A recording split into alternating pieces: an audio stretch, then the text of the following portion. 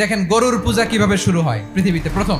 বনি ইসরায়েলের এক দুষ্ট লোক ছিল, নাম সামিরি। সে সবাইরে বলল তোমাদের স্বর্ণগুলো ফালাও। স্বর্ণগুলো ফেললো, বনি ইসরায়েলের স্বর্ণগুলোকে গলিয়ে গরুর বাচ্চা বানালো, গোবৎস।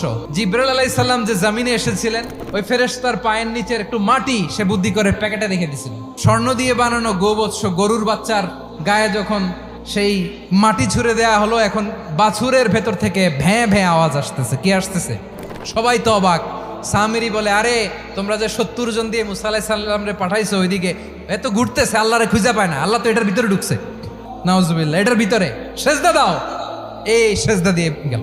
হারুন আলাইহিস সালাম তাদেরকে বুঝালেন, শিরক করো না, আল্লাহরে ভয় করো। শুধু এতটুকুই তিনি বুঝালেন, দাওয়াতি কাজ পালন করলেন, কিন্তু প্রতিরোধ করেন নাই। এই ঘটনা থেকে শিক্ষা কি? শিক্ষা হচ্ছে, আপনি শিরকের আড্ডাখানা দেখলেও বৃহৎ স্বার্থে তাওহীদের দাওয়াত দিবেন, প্রয়োজনে আপনি ঐক্য নষ্ট করবেন না। সুবহানাল্লাহ পড়বেন।